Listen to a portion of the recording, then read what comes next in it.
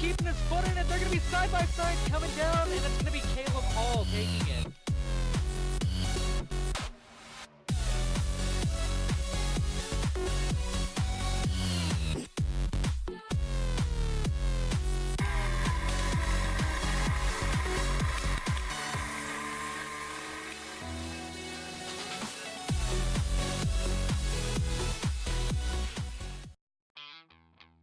From the winding hills of the Mid-Ohio Sports Car Course back to the traditional confines of an oval track as the Solstice Proline Cup Series comes to round 5 at the Homestead Miami Speedway here in Homestead, Florida.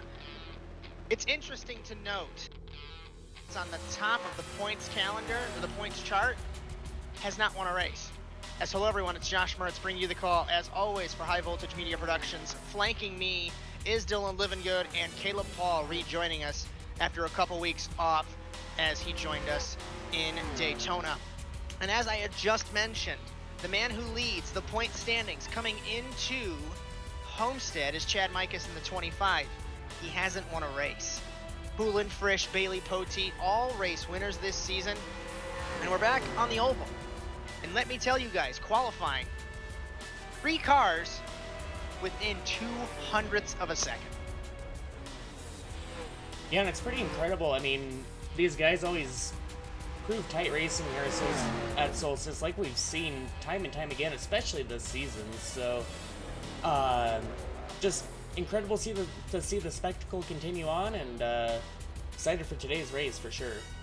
Yeah, it sounds like these guys in practice are going to be pretty close. Kind of complaining about being able to pass, so we'll see how well they'll be able to drive tonight. They're thinking tower is going to be a major thing for these guys tonight to be able to make positions on the track. As I had jumped into the HVMP car way before anyone had ever thought about jumping on track for practice, and it was very slippery. There was no grip on the apron either. So the access roads, that's a thing we're going to have to mention and talk about a lot today, because the access roads in turns 3 and 4 and 1 and 2, entering and exiting pit lane, they're ice. Yeah, and Josh, these cars don't go on the ice very well. Well, yeah, and Josh, that's one of the unique things about Homestead Miami Speedway is the sands from the beach of Florida, and over time they tend to erode this surface away, and this track surface has been out for a few years, and that's why we're seeing the lack of grip until the track gets fully rubbered in and the tires get warmed up. As this track, this configuration of Homestead Miami, 1.5 mile oval, progressively banked in the corners. We remember back in 2002 when the track was completely flat. The year after, they tore it all up. It's progressively banked, 18 degrees on the bottom, up to 20 on the top, and it's produced some insane racing, both in sim racing and in real life racing. We remember 2014 when Ryan Newman came within a couple of car lengths winning the Monster Energy NASCAR Cup Series without a win that season. And certainly Solstice Racing has had incredible battles so far. Yeah, I think you'll see these guys utilize the top side and the middle a lot tonight. They were complaining in practice the low side, you're probably going to be able to make a whole lot of passes on. So I think as the tires wear in, 23 laps to run, you'll start seeing these guys move up towards the wall. As 2 stages for tonight's race. The first stage is going to be 25 laps. Second stage is 59 laps. They've tweaked the aerodynamic package again, and this is the finalized product. And a lot of these guys were mentioning it's going to be like the Cup Series at Las Vegas. It's going to be basically a big pack, and they're worried about attrition. Yeah, we've definitely seen the challenge come to the Solstice drivers time and time again. We saw it in Nazareth. Shoot, even at Daytona, a track where, it's almost a guaranteed win no matter where you start in the pack. That was still a battle of attrition, so. As Dylan Poteet, Chicagoland winner, 30.532 in a happy hour. Michael Frisch, the Nazareth winner, 30.540. So those two literally on top of each other in times. As we look at pole position, Jonathan Taylor with his second pole of 2019. Alongside him is Cosmin Ionescu on the front row of the grid. It's going to be Chris Wetz and Mid-Ohio winner Joey Bailey. Poteet, the Chicagoland winner, along with Nick Baker. Corey Spencer, Chad Mikas, Lambert, and Max Moreno, the top 10. As Cole DeRozier and Steve Rada making his first start this season in row number 6. Then it's Matt Wishart and Dylan Smith, Keith Sherman, Kyle Riley, and Michael Frisch. Looks like he'll round out the field. Jake Poulin is tentatively on the entry list. I'm not sure what's going on in car 21. Did not make an appearance in practice. I don't think he's at the track, but his entry is in the system. So we'll have to see if the Daytona winner, as I talk about it, he is exiting the pit lane. So car 21, he has arrived at the circuit, and he will be taking part here in Homestead. Yeah, it's gonna be fun to watch. I think Jonathan Taylor tonight. When I used to race with him, he's a very good mile and a half driver. So I think you'll probably see him up from us tonight. Honestly, I don't see the qualifying order really changing much from the race order, except for maybe Jake Poulin or Keith Sherman coming up in the back. There's only a couple minutes left in the happy hour session. 14 cars have set a lap time in happy hour. If I quickly glance through qualifying, it looks like we've got about 16, 17 cars, if my count's correct. So pretty decent field here at Homestead. Yeah, and Caleb, you've actually been away from the action for the last couple of weeks. I know you've been kind of keeping up with it, but I mean, qualifying, I mean, we've seen it all season, almost has nothing to do with how things are going to sort out, especially when you factor in that first stage. Everyone wants to fight for those stage points, so it certainly has helped several drivers in the point standings. Cough, cough, Chad Mikas. As Mikas, like I said in the opener, hasn't won a race. And the big storyline, I would think, coming into Homestead is, can the Chicago native get it done? He's had several things make the win fall out of his grasp. Nazareth, Chicago. It's going to be fairly interesting to see what will happen tonight. yeah, and definitely over the course of a season, consistency is going to be a lot bigger benefit to you than winning any number of races. I mean, obviously winning races is key, but this is not a win and you're in the system, as we've clarified here on HVMP, so... Now, what do you guys think as far as that? Like, previously the drivers would win, they think they're in. It's like, yes, I'm going to win race for the championship. I mean, that would kind of scare me, because you could win, but you could still miss the playoffs. I mean, it just keeps you on your toes week after week, and I mean, Caleb's used to running some of the older formats at Solstice Racing where you had to piece together that whole season together, and so it's nice that they've kind of modeled it after that. I mean, Caleb, you had a little bit of success with previous formats here at Solstice. Yeah, I've won a few of the championships. I mean, we ran, I think, just about every kind of point system possible. I mean, I think what this one really proves is that you can't really let up or like have a really bad week, especially towards the end of the season. I mean, you can have a bad first couple of races, but get towards the end of the regular season, you're not going to have a chance of being able to catch back up. I mean, you've got to be consistent. Yeah, and Caleb, that's a great point, because then it accelerates well into the playoffs, where the rounds get tighter and tighter, and we start eliminating people, and you have no chance of the championship at all, so... And it's interesting to note the format for the playoffs, as there's 3 rounds, 7 races. The top 12 are going to transfer. But what's interesting, guys, is round 1 is Talladega. Traditionally, you'd think, oh God, Talladega, it's a wild card. Well, that's exactly what it is, because the top 8 are automatically locked into round 2. That's going to be a battle for 9th and 10th to get through to round 2. That's going to be fascinating when we get to that point later on. Yeah, and it really makes things unpredictable, I mean, for sure, so... Yeah, we'll see how it shakes up. I mean, Talladega is one of those tracks where, guys like Chad Mikas, that's their strength, but, in just one instant, a guy could just get taken out, and that's their championship. It's done.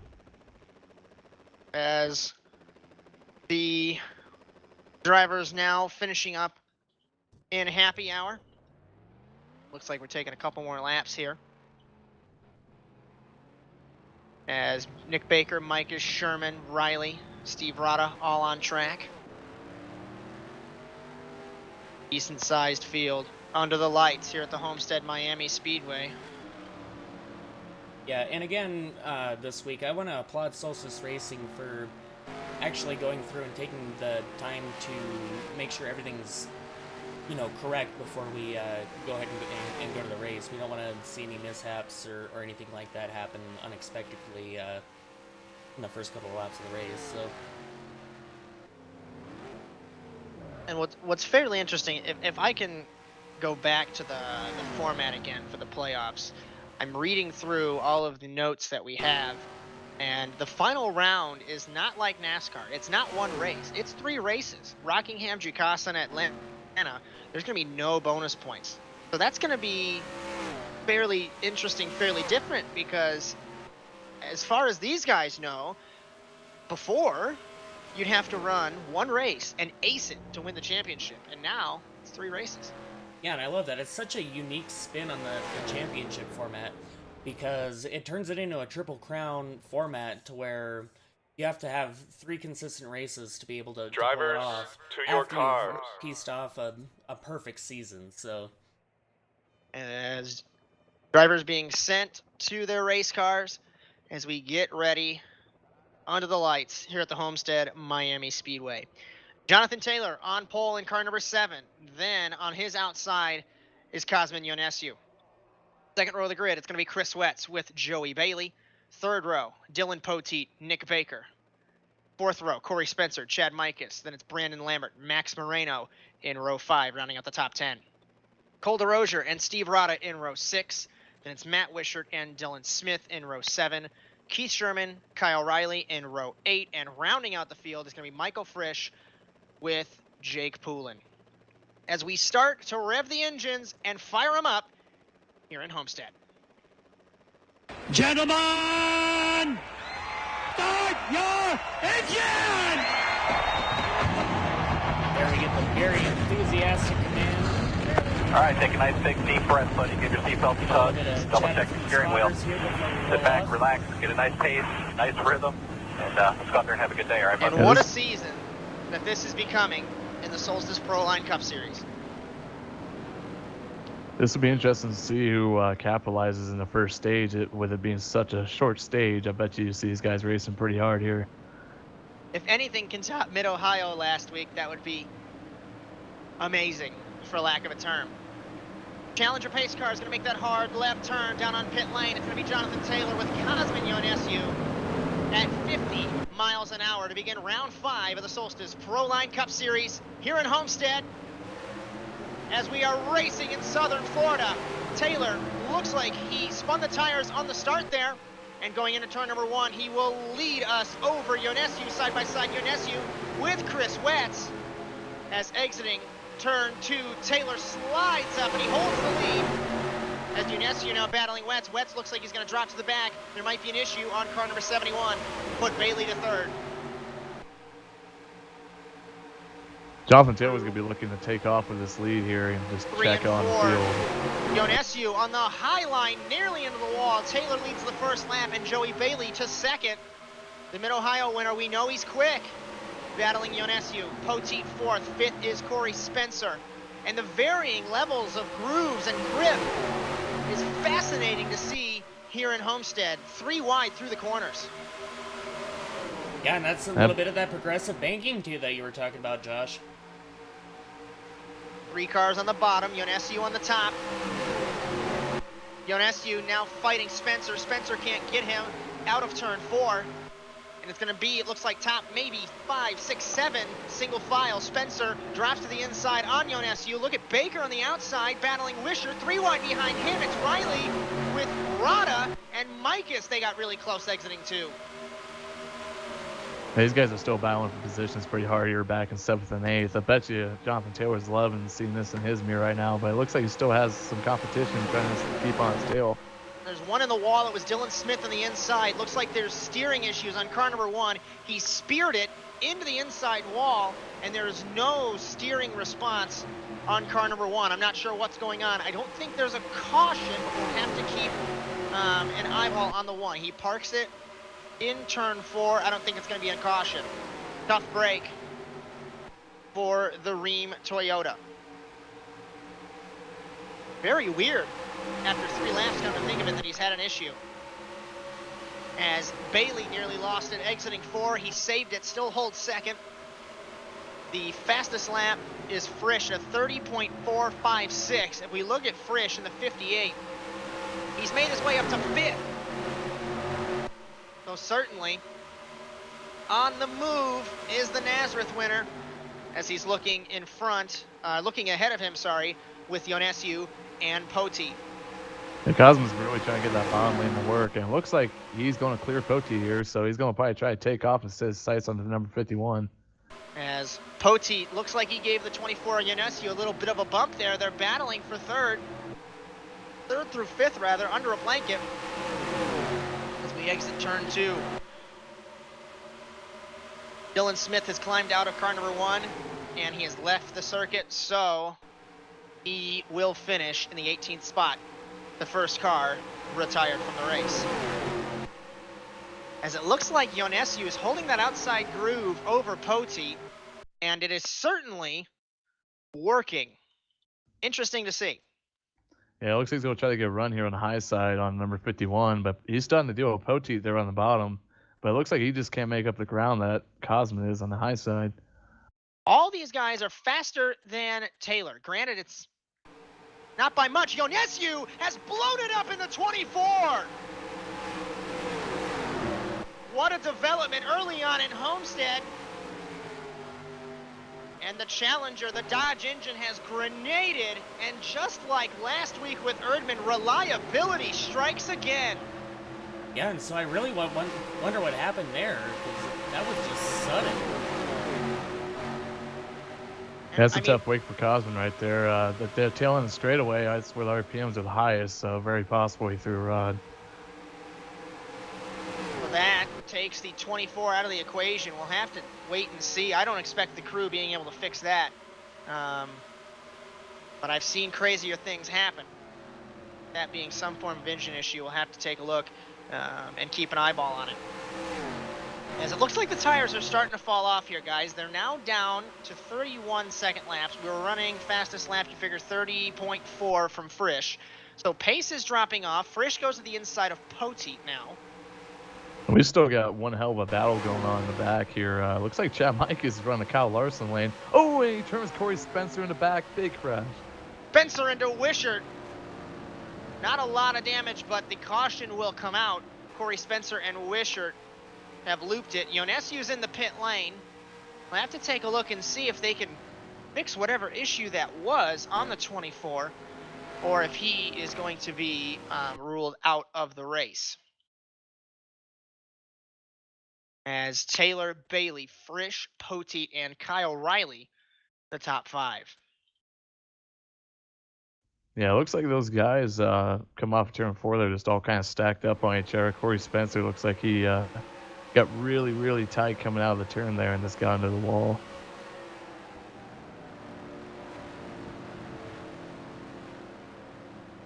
He, middle of the corner, the car just plowed. He hit the wall, and Micus had nowhere to go, and he just clipped the right rear of Wishart. Wishart did a good save bouncing it off the wall. Spencer was able to save it as well. So not too much damage assessed. Down pit lane, everyone pits here on lap number 11 here in Homestead. It's going to be Jonathan Taylor leading us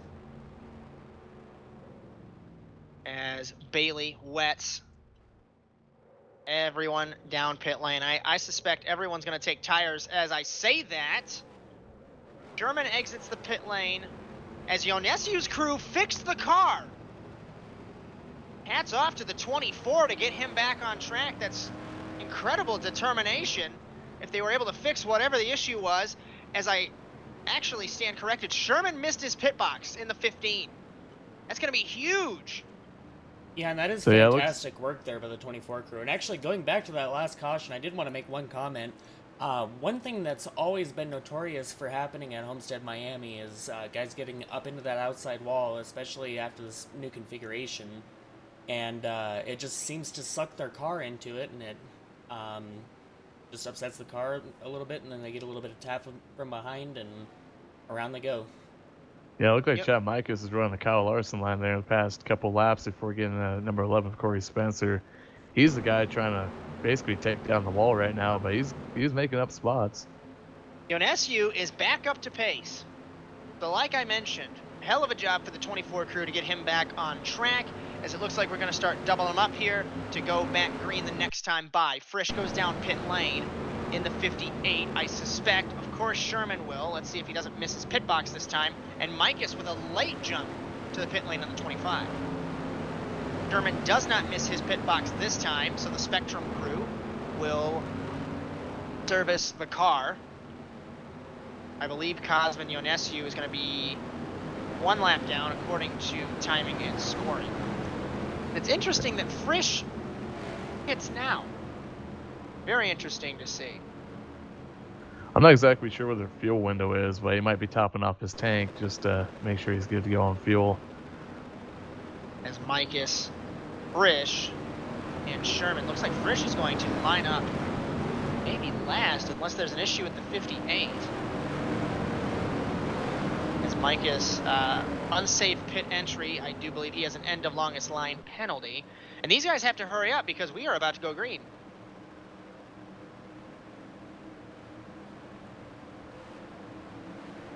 As now, as we reset the field, coming to lap 13, going to be Jonathan Taylor and Dylan Poteet on the front row. Then it's Joey Bailey and Kyle Riley. And Lambert, Brandon Lambert, in the 5th position. Field's going to bunch up. And 50 miles an hour is pace speed. Everyone's going to catch up to the field. So 17 cars. Ionescu's back on the lead lap, by the way. So all 17 cars are going to duke it out again as we get ready for the restart here in Homestead. Taylor spun the tires again, so did Poteet. That stacks up the field, entering turn 1. They're 3 wide with Riley, Lambert, and Poteet. And it looks like Poulin, to the inside. Wetz nearly made contact with him on the start as everyone winds out of turn number 2. Outside is Baker with Poteet way on the outside. They're going to drop to the back. It's going to be Taylor, Bailey, Lambert, Riley side by side with Poulin. And Riley, high, wide, and handsome on the outside. Can he take the fight to Lambert? It doesn't look like it. But Taylor leads on lap 13. Man, those guys got real lucky there. Yeah, and coming off those corners, it's really deceiving. I thought we were going to go 3 wide for second there. It just shows you how much it fans out in these corners. It's Bailey closing in on car number 7. Then it is Lambert battling with Kyle Riley. Riley thought better of it on the backstretch, but he goes to the inside now. Bailey on the outside of Taylor. Can he get the momentum wound up on the outside? He can't get there. Yes, he can. I stand corrected. And I correct myself again, but he goes to the inside. And will he take the fight this time? He does. And you see these guys trying to make moves right now with fresh tires, because I don't think they'll be able to make these kind of moves here in about another 10 laps. As to add to the deceiving comment of the corners, I ended up correcting myself 3 times. As Cosmin Ionescu has left the circuit. I'm not sure what happened with the 24 unless the car grenaded. I don't believe he was up the pace, so he might have just left the track. Yeah, I don't think he was, because he ran it onto the apron and parked it in pit lane. A valiant effort for the 24 crew. And I'm not a mechanic, so I don't know all the intricacies, but you can't repair something to 100% after it's broken. You can get close, but you can't get it all the way fixed, at least not in the race. It's a very good possibility the motor spun a rod or a bearing or something like that effect. So unfortunately, you can't really come back from that one like within 5 laps. Side by side, it was Frisch with Wishart. That is for 7th spot here in Homestead. Micus in 11th, according to the last lap. As everyone, Looks like we got battle for 3rd here. Everyone single file for the most part. Bailey battling with Riley for 2nd, make it 3rd. Poulin battling with Lambert for 4th. And the Daytona winner, who does not have a lot of practice, trying to get to the front. Jake.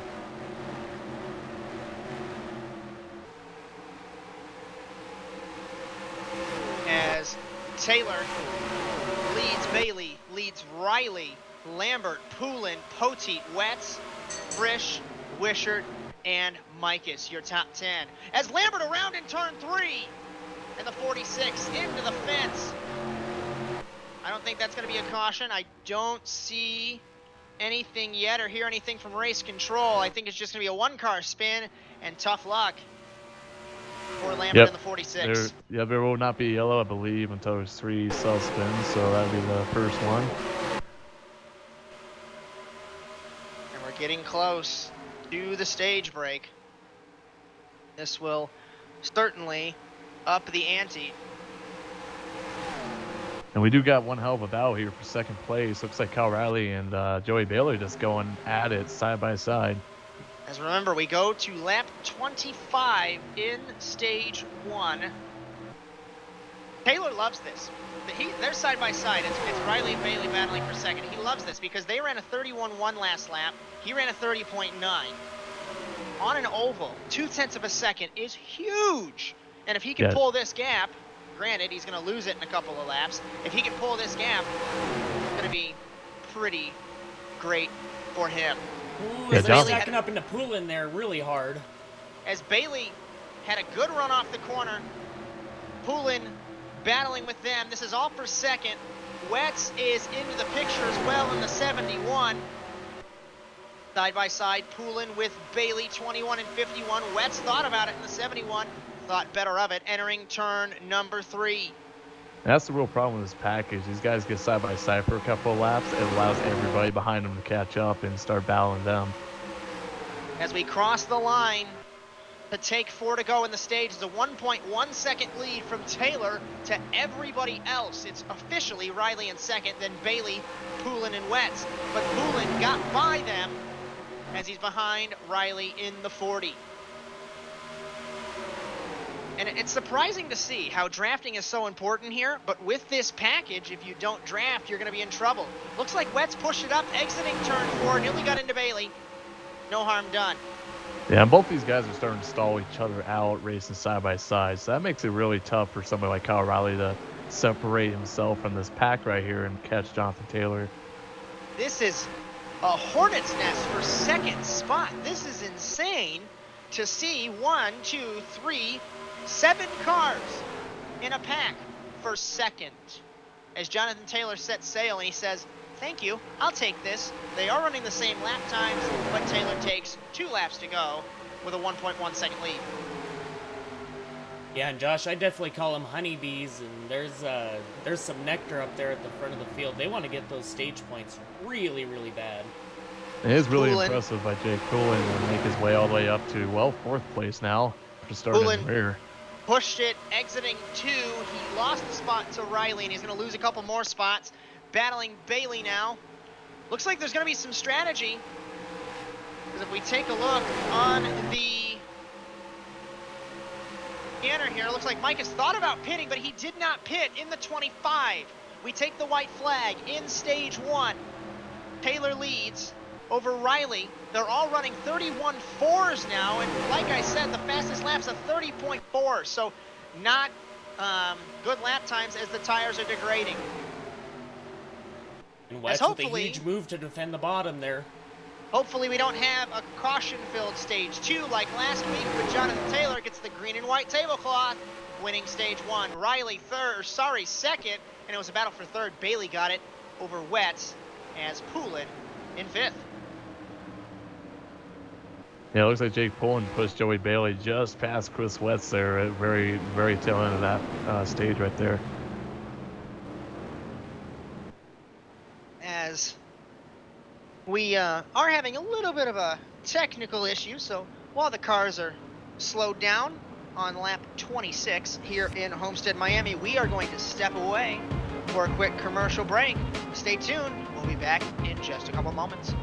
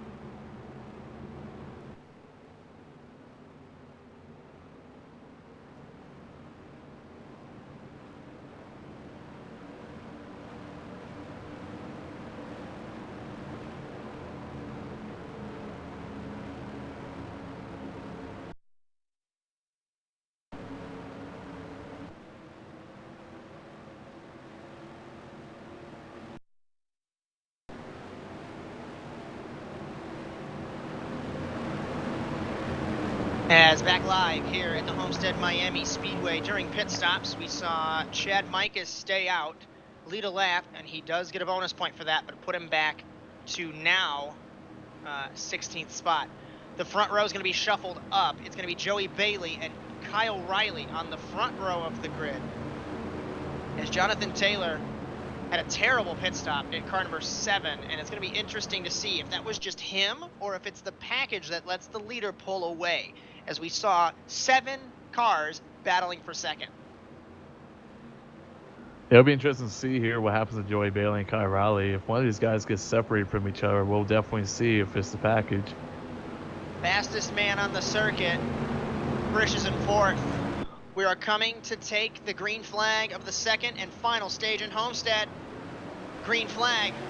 Bailey leads us.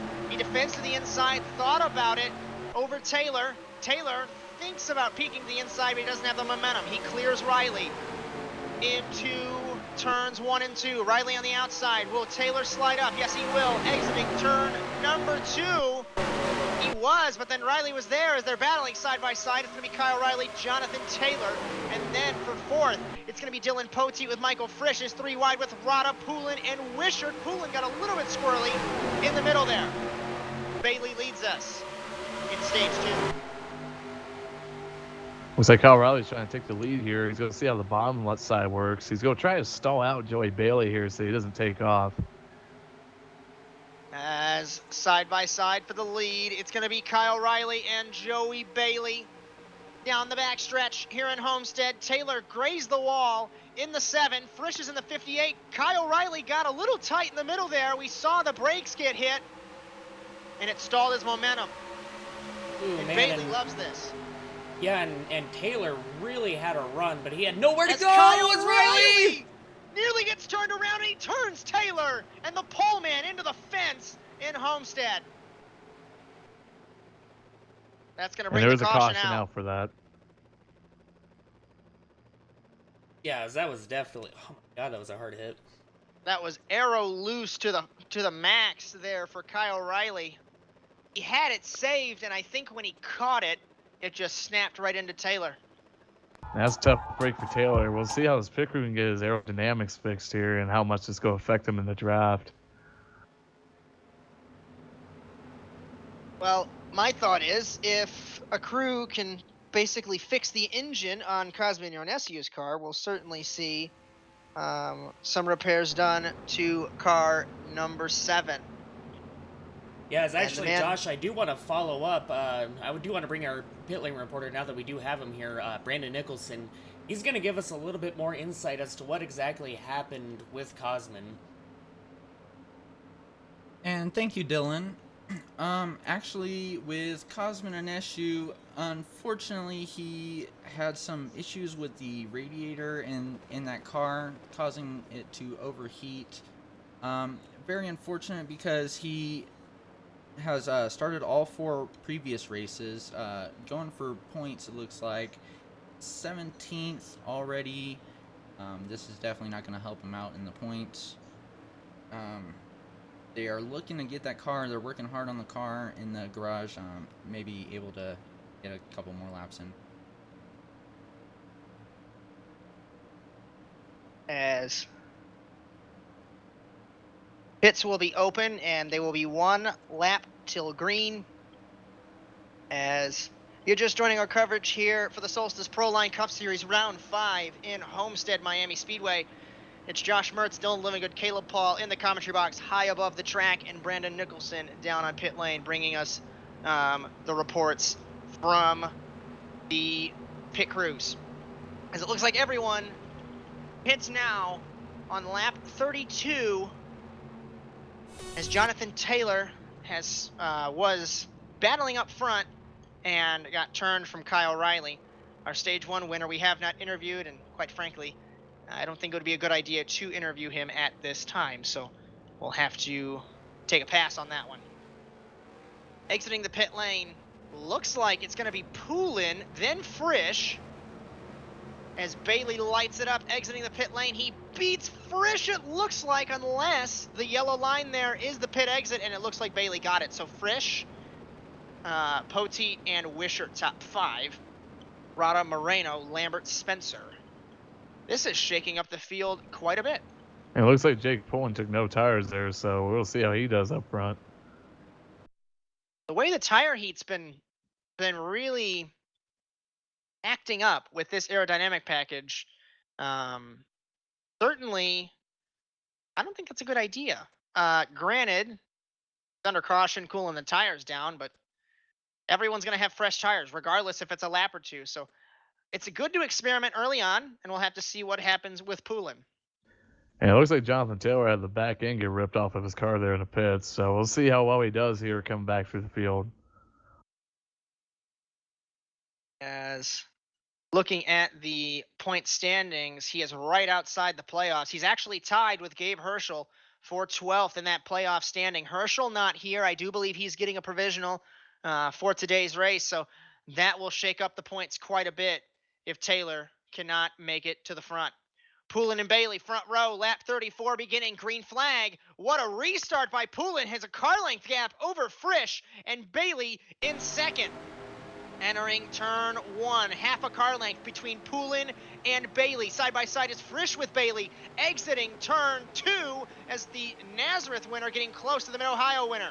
Single file, it's Poteet battling Wishart. Wishart has no drafting on the inside. I can't believe I just said that at Homestead, but you can tell how important the draft is. Yeah, especially so with this new package. 3 and 4, Poulin will lead us, getting bump drafted by the 51 of Bailey. Bailey's got a great run on the outside. I don't know if he's going to make an advantage over the 21. High, wide, and handsome. Joey Bailey on the outside. Can't get it done. It looks like Jonathan Taylor is already making up spots. He made up 3 positions there on that restart. Currently bound with Chad Mikas and I believe number 41 back there. As Max Moreno in the 41. One of the newcomers to Solstice Racing, one of the international guys, making his presence known. It was 3 wide with Bailey, Frisch, and Poteet up front. Side by side is Lambert with Wishart. We remember Lambert looped it a couple laps ago. Side by side, Poteet with Frisch. As Poteet, having a little bit of a connection issue, drop to the apron. Good move on his part so he doesn't get involved with anybody else. But this is going to hinder him. He's on the outside, into the wall, and the Chicagoland winner take him out of it for the time being. Yeah, that's some really significant connection issues that he's having there. Looks like things finally got something back out. Looks like he definitely picked a smart move by moving to the high side and everyone got through there okay. As Poulin leading over Frisch and Bailey. At the line, it was 0.15, tenth and a half from Poulin to Frisch. It's really difficult if you're this second car to get the run on the outside, but can he do the slide job? Exiting 4, Poulin hits the wall and Frisch goes to the inside. Yeah, Frisch is not letting Poulin get away here. That's where these guys are going to get defeated. If they let that leader take off and they start battling for second, the race is over for these guys. Expect Poulin maybe to peek the inside if he has the draft off of turn 2. Rada hits the wall. Wishart dives out on the inside to avoid. And Poulin looks to the inside. Bailey battling him for second now. Frisch on the way outside runs it wide. Looks like it got really tight in the 3M Ford, and it puts Poulin back to the lead. As we're really starting to see the tires go away, especially with that right front, so. As Bailey and Frisch battling for second. Poulin back to the lead. They're now running about 31-second lap times. The 30.5, 30.4, I think those are gone for the time being. As Frisch on the outside, over Poulin. Can he get the fight? He can! Momentum on the outside to Frisch, and he's credited with lap 39. And Michael Frisch, top 3 really, these guys are just under a blanket right now, battling for the lead. Looks like all 3 lanes are working really well for these guys. Was they going to try all of them right now? 3 wide for the lead for a moment. Frisch had the momentum, exiting turn 2.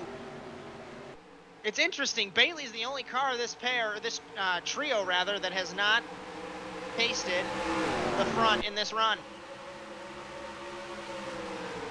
Yes, Bailey, I mean, he's a really patient dude. He's gonna, I mean, he definitely knows to wait now. I mean, he's already got his win. He's already got that monkey off his back, so. Looks like Matt Wishart is starting to catch up to these guys as all these guys have been battling. He's trying to work on third place here with Jake Poulin. And Jonathan Taylor is almost back in the top 5 back there, battling on Brandon Lambert. Wishart ran a 31 flat to these guys running 31.3. So with them battling, it's helped him. He dove to the inside on Poulin, couldn't make anything happen as Frisch holds the lead over Bailey. They were side by side at the line. As Jonathan Taylor, with no rear bumper on car number 7, putting up a hell of a fight, credited with 6th, battling Lambert. How is he doing that? Looks like their crew got that spoiler up in there, and that's all you really need here for the draft. I mean, you don't necessarily need a rear end, but as long as you got the spoiler and deck lid. As side by side still is Bailey and Frisch. As Taylor battling Wishart, Lambert gives Wishart a bump, and that puts Wishart ahead of Taylor. Taylor battling Lambert. This is fascinating racing, and certainly silencing the skeptics at the beginning of the day when they said, oh, this is going to be either boring or a wreck fest. This is fascinating. And you know that top 2's loving seeing these guys battle it out here in the back. While these guys are just taking off. Consistently 0.2 of a second advantage. If we look at lap times, 31.2, 31.3, Poulin to 31.2. But the guys battling 31.3s, 31.4s. 3 wide for a moment with Lambert, Taylor, and Wishart. Lambert could not get that high up in the corner. Look at Jonathan Taylor, top 5 with no rear end, started in the back. You know, that's definitely the biggest mover of the race, I think. Frisch trying to pull away from Bailey. It was 0.2 of a second last lap, making about 2 car lengths, updating that. Still 0.2 of a second.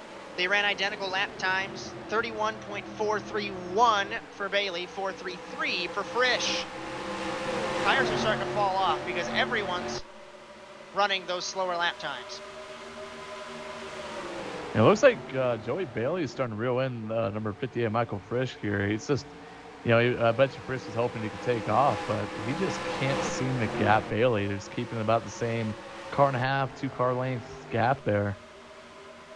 As we take the crossed flags lap here in Homestead, Florida. It was a 31.6 to a 31.5. Tires are screaming for help here in Homestead. Jonathan Taylor had a terrible exit of turn 2. Lambert goes to the inside of him in a position swap. As Kyle Riley now to the inside of the 7. We remember a couple laps ago these guys had not a good experience. As the 2 Prestige Worldwide teammates, Riley and Wishart on the bottom there, 40 and 32. And it looks like Taylor might have used up his tires there trying to get back through the field. We'll see how he does here in the next couple laps. Yeah, this is really incredible how these guys are alternating lanes. Oh, it's Wetz. Wetz got on the wall right there. In the 71. As I was saying, it's really interesting how these guys alternate from high to low, and then 3 wide, 2 wide, single file racing, and then all of a sudden it's like things ramp up again, and everything kicks up intensity, and they're all back on top of each other again.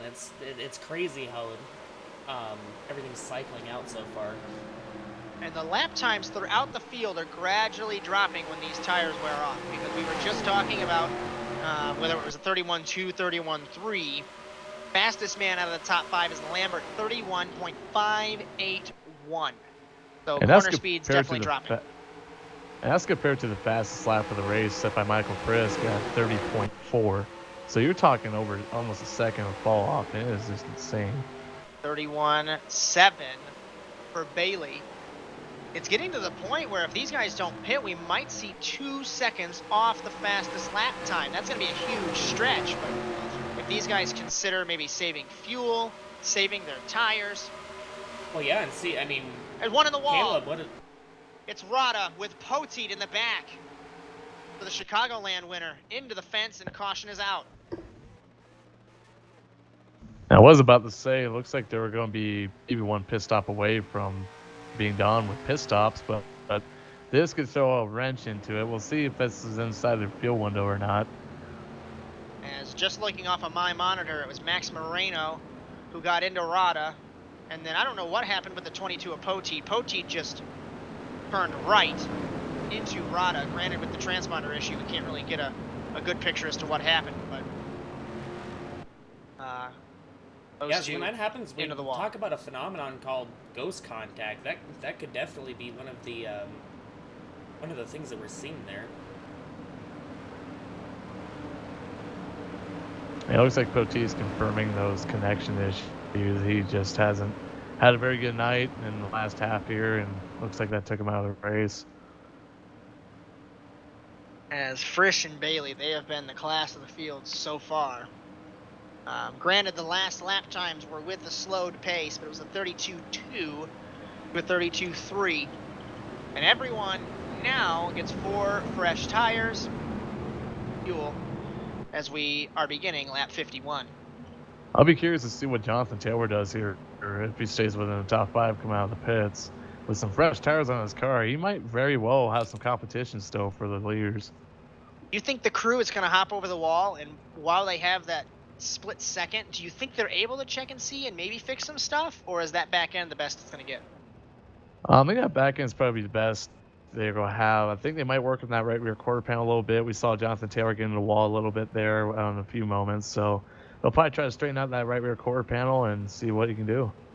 Bailey overshot his pit box, and this is going to kill the 51. He's going to lose the lead, lose second. He's in third. He had to back up in that pit box. That crew must have kicked it into overdrive to save that track position. That could have been huge for the 51. As Frisch, Poulin, Bailey, Lambert, Riley, and Jonathan Taylor. Then it's going to be Sherman, Wishart, Micus, Spencer, Baker, Moreno, Wetz, DeRozier, Rada, and Poti. That is the field here on lap 51. 2 retirements in today's race in Homestead. Cosmin Ionescu in car 24. We had that engine grenade fairly early in the race. He did go down pit lane. They were able to fix it. But whatever they fixed, probably with duct tape, broke off, and the car broke again. So he's out. And Dylan Smith had some form of steering issue on car number 1. It speared into the inside retaining wall on the back straightaway, and he was out fairly early, I believe around lap 4. Interesting to note, gentlemen, that Michael Frisch is on the outside for this restart. Him and Poulin on the front row. Yeah, I think that's just his preferred line. He's been in the middle of the track most of the race. Green flag. And again, we see guys spinning tires. Transponder for issue for Poti has been fixed. He's not happy about it. Some profanity over the radio. Lambert, high, wide, and hands from the outside in the 46. Can't get anywhere close. And Frisch battling Poulin. He clears him exiting 2. It's going to be Bailey. Was battling Lambert. Now he's battling Jonathan Taylor. Looks like Jonathan Taylor is trying to make it 3 wide. Wishart on the outside. Wishart with a huge run, nearly 4 wide. And Frisch leads us as we begin lap 53. And Joey Bailey can't seem to shake Jonathan Taylor. Jonathan Taylor's still hanging in there real tough inside the top 5.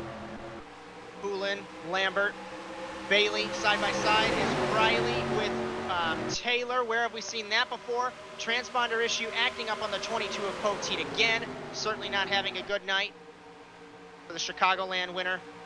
Not having a good day. Frisch loves this. Starting to pull away. We saw this in stage 1 with Taylor.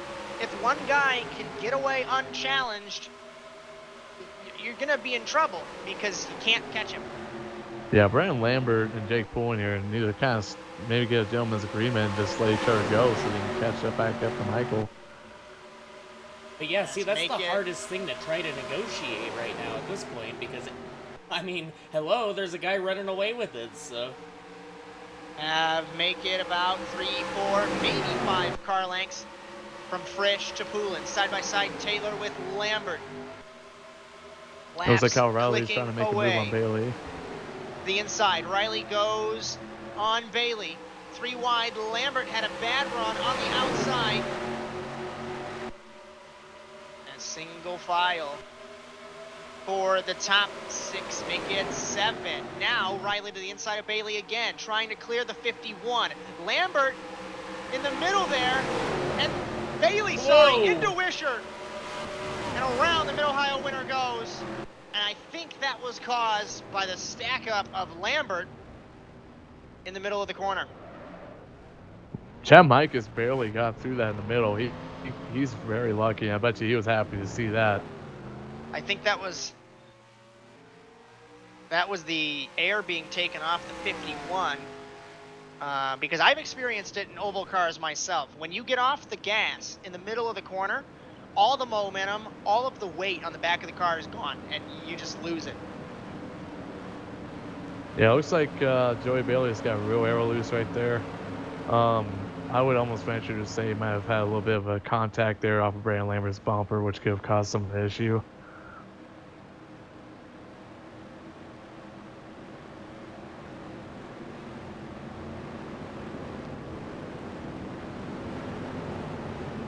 Everyone down pit lane here on lap 56.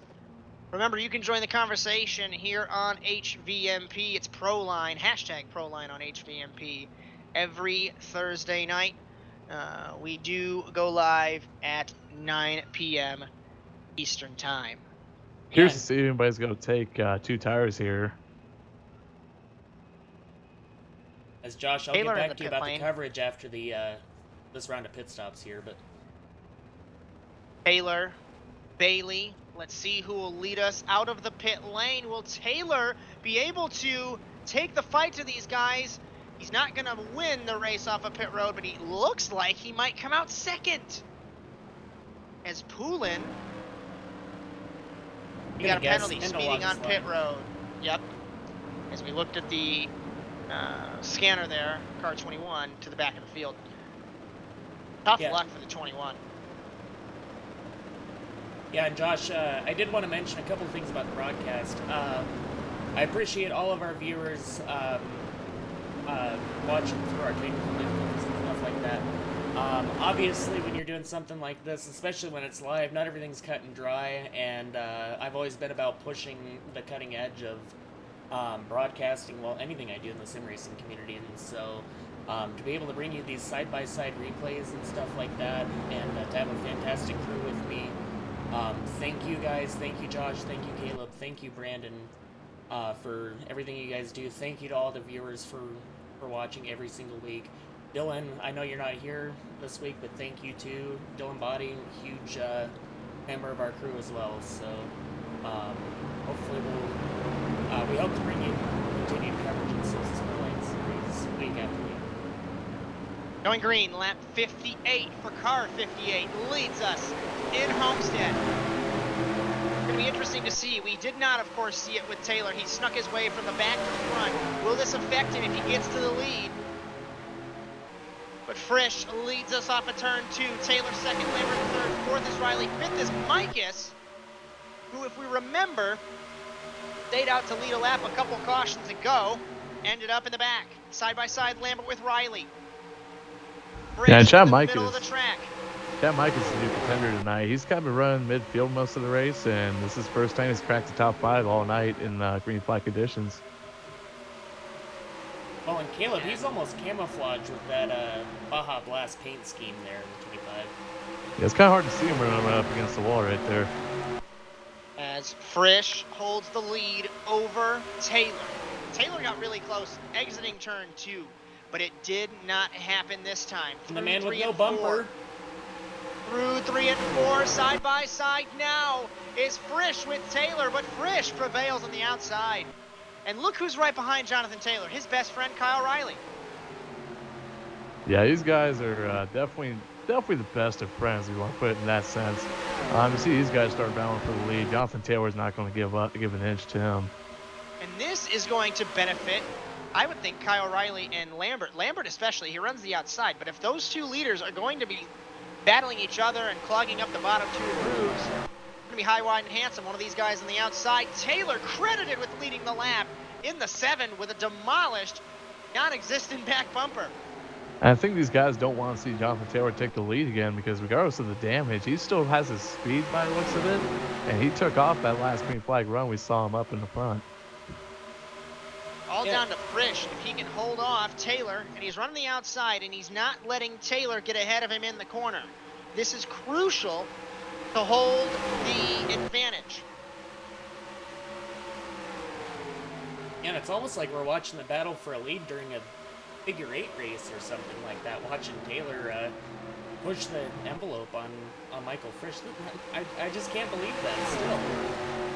I think he got very lucky when he backed into the wall. It was completely square, so it probably helped him out a little bit, if anything. Yeah, and I guess you do let a little bit more air evacuate out the back of the car, so. A little bit of a commentary team note. April 18th, we go to the Colorado Motoplex as HVMP is going to let me drive a race car. So granted, it's a couple weeks away. We did want to announce that was announced in a pre-race press conference that yours truly going to be stepping back in a race car. That's going to be pretty fascinating in a couple weeks' time in Colorado.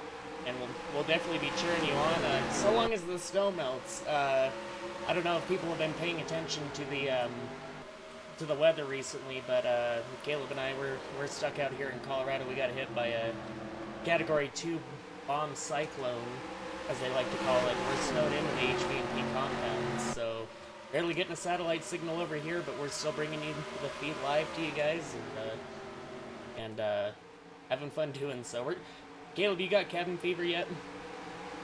I've had 2 snow days off from work, so I mean, this is kind of nice to do something like this. As Caleb, I will always put you to work. Half a second from Frisch to Taylor. Half a second. Remember how this package, if you don't catch the leader, if you don't still battle him, he's gone. Well, that's proving to be a point. Yeah, it's gonna be tough for Taylor. I mean, regardless of not having a full car, he's still at a little bit of a disadvantage to be able to catch up to Michael. If we do go green from here on out, it'll be interesting to see who stays their tires the best. As Lambert closing in on Jonathan Taylor, that gap is 0.2 of a second, but the gap has enlarged from Frisch to Taylor. It's now 0.6 of a second. Now, if we look here in the back, we got a hell of a battle here for mid-pack between Chris West, Max, and it looks to be Kyle Rowley. He's falling off the pace. As Frisch, Taylor, Lambert, Mikas, Wishart, the top 5, Spencer battling Moreno, and Joey Bailey making his way back to the front of the field in the 51. Different colors for car number 51. Maybe that's some bad luck, because he hasn't had a good race in red. He certainly had a good race in the black car. We are 4 wide, gentlemen, here in Homestead. For a moment, it was Bailey, Moreno, Spencer, and Poulin. And Spencer now peeks to the outside of Moreno in the 41, thinks better of it as the Hornets nest in the back of the field. Yeah, it looks like Coach T stacked up Cole DeRozier and Steve Rada there in the back. DeRozier having not a good season in car 23. He's had numerous issues there. Steve Rada making his first attempt this season in car number 3. Still 3 wide now. Spencer, Nick Baker for a moment, and it was Keith Sherman in the 15. Oh, and around Jonathan is Taylor from second. He's going to save it. No, he hits Wishart. Wishart spins it. If anyone else is going to be collected, it doesn't look like it, but Jonathan Taylor. Oh, and hard hit for DeRozier into the pit wall. DeRozier tried to avoid and slams the pit wall in the 23. What just happened, gentlemen? Oh, man, looks like Brandon Lambert got in the quarter panel, number 7, Jonathan Taylor there. Just nudged him. Taylor pinned the gas, but he came off the wall into Wishart. Wishart looped it. And poor Cole DeRozier just had it. He was on the apron. And remember how I talked about the apron is ice. There was no grip, and the car just steered itself right into the barrels there. So hopefully he is okay in car 23. Mega hit for him. Yeah, it looks, and Jonathan Taylor and Brandon Lambert, if memory serves me right, are not the best of friends on track, and that's probably going to cause some issues if they get back around each other. Oh my goodness. Hitting. DeRozier on the monitor that I'm watching right now, looks like he got onto that apron, like you said, Josh, is really slick, and he just got into the wall. As Frisch leads Mikas, Wetz, Lambert and Bailey down pit road. That's your top 5. We'll have to see if the Big Evil Racing Camaro can sneak out ahead of these guys. Jonathan Taylor, last car on pit lane in car number 7. Keep an eyeball out on the pit lane. Frisch will lead us. Then it's going to be Micus. Then Wetz, it looks like no.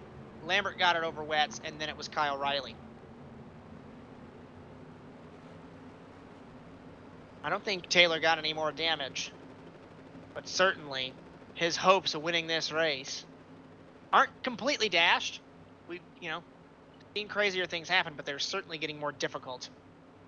Well, and I'd say that car's starting to look like a crunched up pop can, so probably the only thing he heard on that ride was his ego, so... I'm not too sure if Brandon Lambert's going to have a penalty for that or not. Typically, if you cause an accident, it'll give you a penalty, but we'll see if he drops to the back here, and yes, he will be dropping to the back. As Max Moreno also has end of longest line.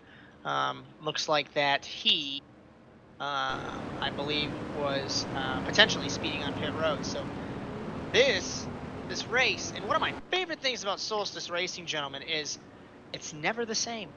Because, granted the constant of Frisch, yeah, Micus who's been up front, the top 5 changes every single pit stop rotation. We're coming to 21 laps to go, and Frisch will lead us. I bet you Micus is going to look to capitalize here on this position. Got to get a good start. Green flag. Frisch, clear Micus. Will Micus jump to the outside? No, he won't. He's going to try and take the advantage on the inside. The beneficiary from the Nazareth duel between Bailey and Micus, it's Frisch. Now battling Micus, exiting turn number 2. Micus peeks to the outside to draft the 58, down to turn 3. Riley goes to the inside of Micus now. It's side by side with Poulin and Wetz, and Bailey with Spencer as the Hornet's Nest throughout the field. Frisch starts to pull away as we begin lap 72. Jonathan Taylor, Brandon Lambert right next to each other. You look for these guys to have some issues coming up through the field. As Moreno right underneath Lambert. He hit the apron there in the 41. Not a bad day so far for that machine.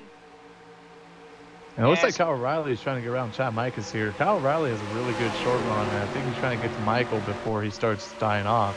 Because he really cleared himself off that corner, and Micos was none too happy about it. And Chad falls to 3rd. They were even on lap times. Riley and Frisch, it was 30.564 to a 30.595. Oh, Rada gets way loose back there in the middle of 3 wide. Remember those lap times that we talked about earlier on in the race? This is when they have them. They have them on the fresh tires, and this is where you have to capitalize. And Kyle Riley is closing on Michael Frisch. It was a 30.645 to a 30.517. That does not reset the fastest lap, but that was Riley's, nearly his fastest lap. To the inside he goes on Frisch. Can't clear him, exiting 2. Jonathan Taylor is already working his way back up through the field. I think he's probably out of time. He's got to catch some luck here and hope some of these guys cause some accidents and get his way back up to a restart. As this battle raging on. 3rd is Micus, 4th is Poulin, battling for 5th is Sherman with Wetz. They were even on lap times again. They ran 30.7. Inside of Frisch goes Kyle Riley again. He had a huge run exiting 2, but Frisch has the momentum on the outside. I think this is where the frustration is for these guys with this package. It's really difficult to pass once you get up to the back of a car. And right now, Michael's just taking away Kyle Riley's line, so he can't even get around him if he tried. The gap begins to enlarge. 30.7 to a 30.7. And they're 2x2 behind these guys. I bet you they're happy to see that. Chad Micus, Keith Sherman, Chris Wedge, Jake Fuller. They ran 30.8, 31, 30.9.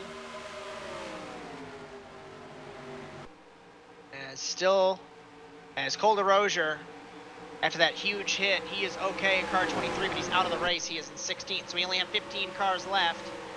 1 in the wall. It was Wishart in the 32 in the back of the shot. Riley was a 10th slower than Frisch. And Frisch is loving this now. The gap is now 0.3 of a second. Yeah, it's going to be real tough, I think, for Kyle Riley to be able to catch Brisk and pass him unless he uses up his tires and we're going to restart here.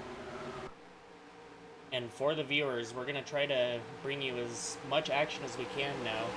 And we're going to try to show you both the leaders and action going on back in the pack. So. And Joey Bailey and Chad Mikas are like nose to tail right now. Joey Bailey just about turned Mikas off turn 4 right there. As the gap has enlarged, well, still 0.3. It was 0.3 even. Now it's 0.33 of a second from Frisch to Riley. It's 0.8 of a second from Frisch to Poulin. And now Riley, he's going to have to peek to the outside. I think now he's going to gather the momentum, and if he can run this outside groove, it's going to help him a lot. But he is falling into the clutches now of Poulin. I think he's only got a short run car because the gap is half a second now. Yeah, and he's yeah, really Riley's running trying to search for a different line here. Yeah, he's really running some hot water fast. And actually, both of these top two are Poulin, and really the rest of the field's really starting to catch up with the top two now that the tires are starting to fall off. Yeah, I think you might see Michael and Kyle Riley. They might have used up their tires a little bit. We'll see here in the next 10 laps.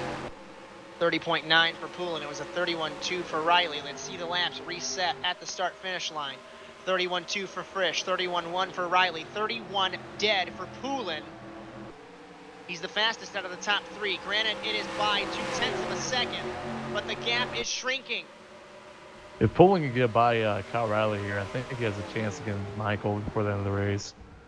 But we have to talk about just what you mentioned earlier, regardless if it's for the lead or if it's for second. When you catch a guy, it's hard to pass him. Riley into the wall, so that might make it a little easier for the Daytona winner. As it's 0.6 of a second from Frisch to Poulin. And we are now under 10 laps to go, so if there is a caution, these guys will be racing back to the line. 31.2 through at 31.2. They were dead even on lap time, Frisch and Poulin. Wett's now sneaking into the picture in the 71. He ran a 31.085. Looks like Kyle Riley just used up his stuff. They were trying to pass Michael. I'm sure he's going to try to hang on for a top 5 here, but it's going to be tough, I think. Gap is shrinking. 0.4 from Frisch to Poulin. He was a 10th faster last lap. If Frisch can't keep this, if he can, this is going to sound odd, if he can keep this slow pace up, Poulin's going to catch him. Poulin is closing. And Josh, this is entry. Really interesting. It's really hard to tell if Frisch is backing off to try to save his stuff, or if he's just really falling into the clutches of Poulin here. It's under 10 laps to go. 31.4.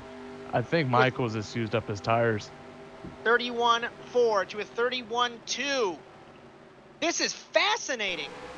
As the gap has shrank from 0.6 of a second down to 2, down to a 1/10 and a half. Poulin's there, he goes to the inside on Frisch. We saw a little bit of moving there, we saw a little bit of blocking, that's totally legal. But Frisch knows. It's just like in Supercross, for example, when you look over your shoulder, you know somebody's there. And Poulin on the rear quarter panel of the 58. Wetz is sneaking into the picture as Chris well. West is also in the picture. Jake Poulin, Michael Frisch side by side off of turn 2 here. They'll be dead even down the backstretch. I stand corrected, gentlemen. Our lap count is incorrect. This is the white flag in Homestead. Frisch defends over Poulin. Off of turn 4. Frisch is going to win it in Homestead over Poulin and Wetz.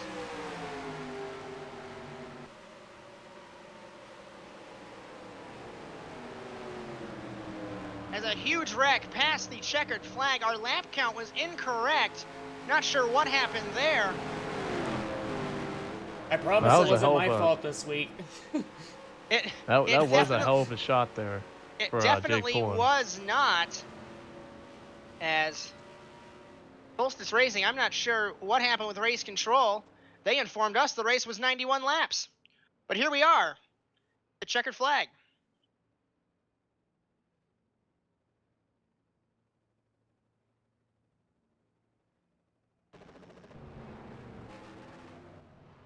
Michael Frisch becomes the first repeat winner here in 2019.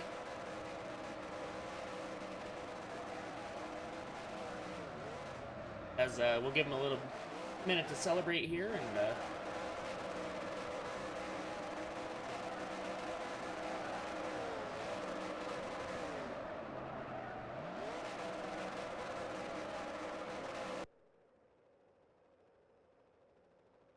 Let's grab our race winner.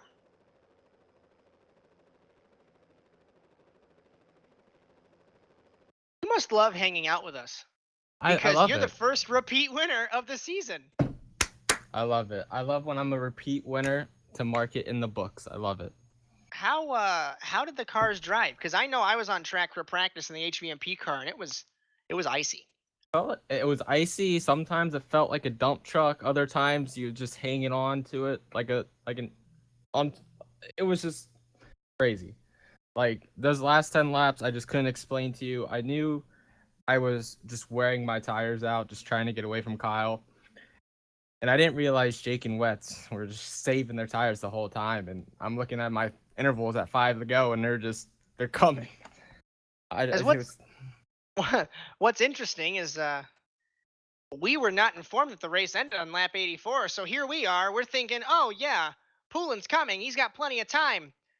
Then we hear white flag. How intense was it on that last lap there? Too intense. I really thought I lost it going into one. I really thought Jake was gonna punt me, because I know he wants to win really bad, and I know they're tired of seeing me leading and winning. But I threw it in there really shallow, and I thought I was gonna push up really hard, and they were gonna get underneath of me. But Jake ended up messing up his turn, and Wets got to the back of him, and they just battled it out, and I just sailed in a 3 and sailed past the checkers. As I believe this is going to put you into the points lead, my friend. How does that feel? Great. I don't have to worry no more. Didn't have to worry before. Even though I heard about the playoff situation, if you win, you're not in. It's not like that. So we're just gonna keep trying to lead, get some stage wins, and win. As Dylan, Caleb, anything you want to add to our race winner? Yeah, Michael, looks like you did really well all night. You pretty much stayed consistent. You and Jonathan Taylor had some good battles in the first part of the race. What pretty much kept you up there the entire race? Momentum game. I really knew that high side, just like in iRacing, if you kept that momentum up, no matter what you did, guys passing on the bottom, they were just gonna use their tires up. So I just played it like that, and just tried to play defense. As what a race, and thank you, Michael, for joining us, and congratulations, my friend. It's going to be certainly exciting next week in Five Flags. We go from a big 1.5 to a little short track, and certainly hope that you can keep the momentum. No, tempers will flare. I can count on it. yeah, it's actually Josh. Before we let a race winner go, I actually do have a